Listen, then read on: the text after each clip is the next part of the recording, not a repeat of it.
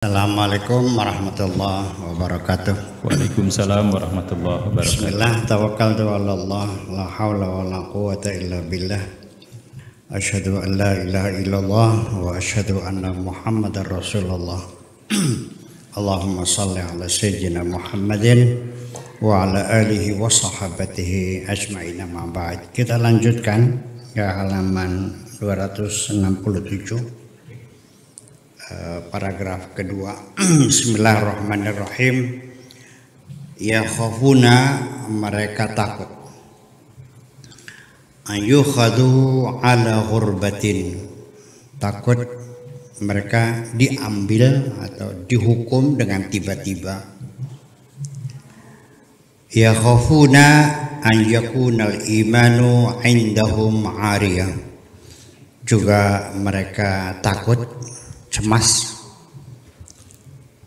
ya, yang dicemaskan adalah ayyukunul iman, barangkali iman mereka ariyah itu ditelanjangi, artinya ditelanjang, dalam keadaan telanjang. Maksudnya telanjang ini maksudnya terbuka tentang keaiban-keaibannya.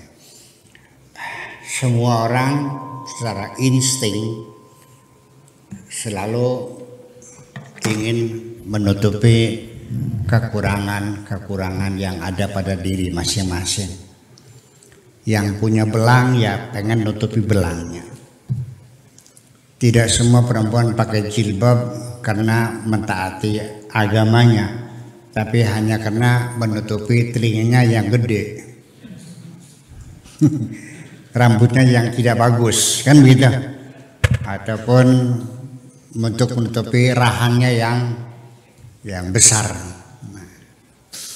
Jadi pokoknya apa saja yang sifatnya kekurangan yang ada pada diri kita, itu selalu kita ingin menutupinya. Itu hal yang wajar. Ya. Adu afradi minhum, salah seorang di antara mereka yatihi minallahi minanuhu wa ni'amuhu, didatangi atau mendapatkan anugerah dan nikmat dari Allah. Fatadkhulu qulubahum fi babi qurbihi, artinya akhirnya masuk ke dalam hati mereka, fi babi qurbihi, dalam pintu kedekatannya dengan Tuhan. Artinya dengan kenikmatannya itu hati mereka menjadi dekat dengan Tuhan. Yu'dzanu lahum bidukhul alaihi yuwalliha wa yatawallahum. Ya, mereka diizinkan untuk masuk kepada kehadiran Tuhan, ya, dengan dijaga dan dikawal. Yusayyiruhum min awliyaihi, lalu mereka dijadikan kekasih-kekasih Allah. Wa abdal anbiyaihi, dan wali-wali abdal. Wa ayani khalqihi, dan tokoh-tokoh makhluknya. Ayan itu tokoh, ya. Kalau di sini mungkin orang besar, atau dalam bahasa populernya stakeholder di satu masyarakat, di RT, di RW, di desa, di kecamatan. Itu ada namanya stakeholder, apa ketua yayasan, apa imam masjid, kepala sekolah, ya, atau cendekiawan di masyarakatnya, itu menjadi ayan, tokoh terkemuka, tokoh-tokoh terkemuka di masyarakatnya. Ayan khalqi. Yusayyiruhum min syuyukhi ibadihi, mereka diangkat oleh Allah menjadi masyayikh, jadi guru-guru hambanya. Wasalatin, dan menjadi sultan-sultan mereka. panutan mereka maksudnya.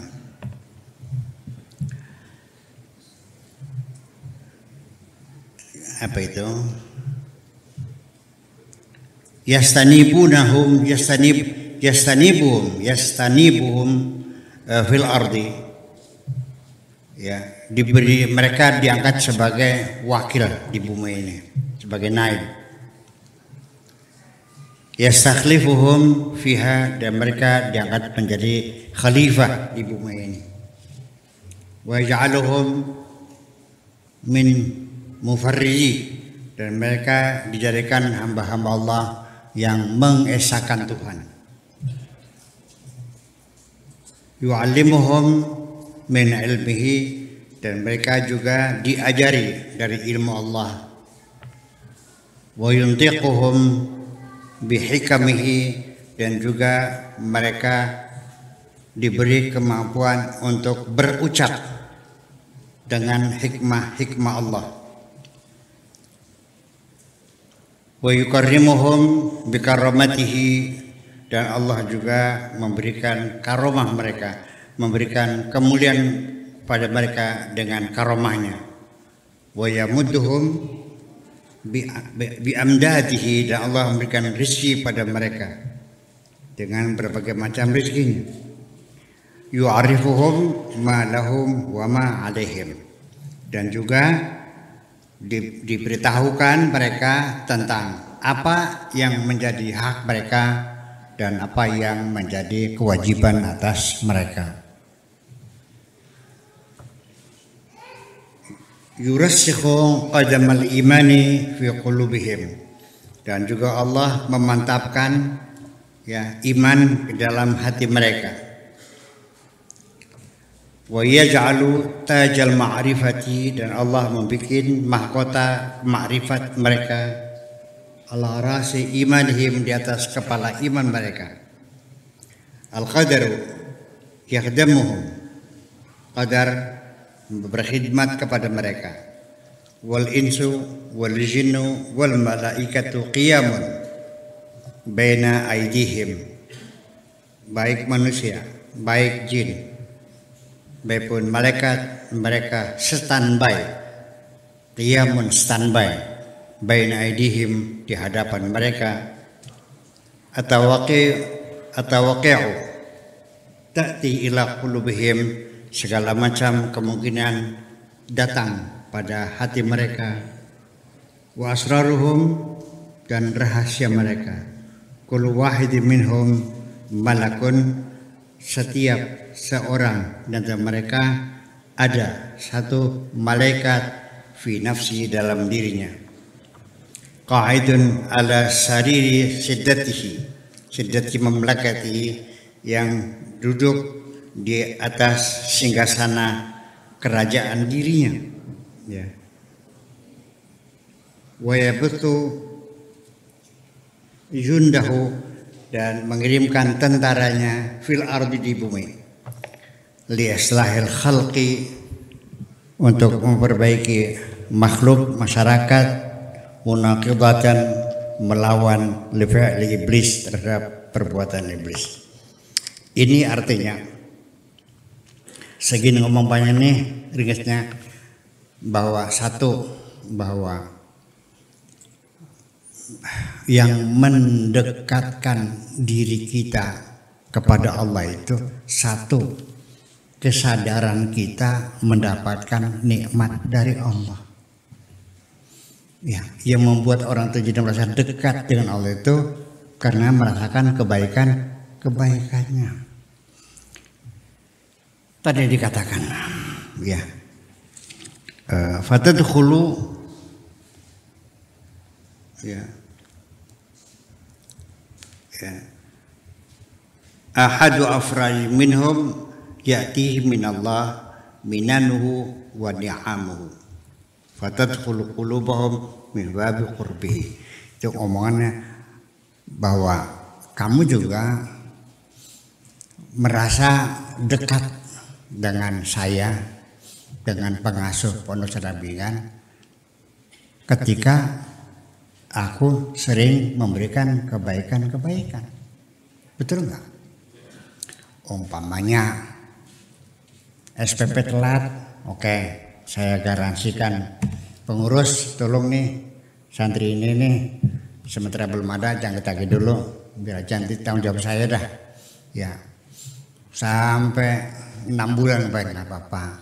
Kemudian lagi seringkali saya suruh untuk belanja ke pasar susu kecek gusira, betul nggak?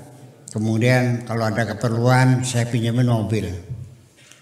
Dengan banyaknya engkau mendapatkan kebaikan-kebaikan, apa yang kau rasakan? Anda merasa dekat kan? Betul nggak? Nah, ini kuncinya di sini persoalannya. Saya mau cerita dulu.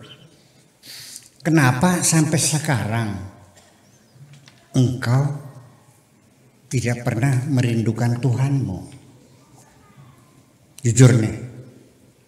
Jujur, sudah ada kerinduan nggak di hatimu? Jujur aja. Kenapa sampai sekarang hatimu tidak pernah mencintai Tuhanmu? Kenapa? Ya sebabnya itu juga kebaikan-kebaikan juga. Karena selama ini engkau tidak pernah merasakan mendapat kebaikan-kebaikan Tuhan. Sebabnya enggak cinta karena engkau tidak pernah merasa kebaikan-kebaikan Tuhan. Sekalipun setiap hari engkau mendapatkan nikmat, dapat rezeki, bisa makan, bisa sehat, bisa itu segala macam. Itu semuanya diklaim oleh kamu sendiri, ini adalah hasil kerja kerasku. Ini adalah hasil jerih payahku. Kini kepokok oli peres keringet banting tulang. Selama engkau menerima nikmat dari Allah, engkau halau, kau tutup pikiranmu, nggak usah ingat Tuhan. Ini adalah hasil jerih payahku. Sejak itulah engkau tidak pernah jatuh cinta. Coba bagaimanapun juga orang jatuh cinta juga berdasarkan kebaikan dong. Kecuali nafsu syahwat itu malam ya. Kamu masih puber, nggak perempuan yang seksi, bahenol, gamoy, apalagi, montok, gembleng, ya, seksi, roknya cingkrang, ya kan? Tergila-gila kamu kan? Kamu bilang cinta kan? Itu tuh bukan cinta, itu mah nafsu syahwat, beda dong. Orang cinta itu adalah kesiapan kita memberikan pengorbanan untuk membahagiakan orang yang kita cinta. Itu namanya cinta, itu namanya syahwat. Jadi kadang-kadang anak-anak kita juga belum bisa membedakan antara nafsu syahwat dengan cinta. Aku mencintainya, kamu tuh belum mencintai siapa-siapa. Usiamu baru 19 tahun. Kamu tuh belum mencintai siapapun. Kamu baru mencintaimu dirimu sendiri. Iya, jadi cinta kan berikan kebaikan. Nah, ketika engkau sudah sadar ini adalah anugerah Allah, kebaikan Allah, nikmat dari Allah, rezeki dari Allah, tidak bisa dihindari. Lama-kelamaan Anda merasa makan mencintai orangnya Allah yang maha baik itu. Andaikan seorang perempuan menolak cintaku, terus tiap bulan aku kasih uang 10 juta. Minta mobil saya kasih, minta rumah, menolak cinta saya. Setelah 10 tahun saya kasih uang tiap bulan 10 juta, lama-lama jatuh cinta enggak? Enggak. Benar. Lah itu persoalannya. Jadi kalau engkau ingin mencintai Tuhan, cobalah banyak kau syukuri semua kenikmatannya itu, dan kau sadari telah pemberiannya, baru Anda merasa dekat dengan Tuhan. Itu satu yang perlu sampaikan. Nah, nanti ketika engkau sudah menjadi hamba Allah yang dekat dengan Allah, Allah akan kerahkan jin, setan, malaikat, iblis, semuanya itu, manusianya juga termasuk burung-burung, akan dikerahkan berkhidmat kepadamu.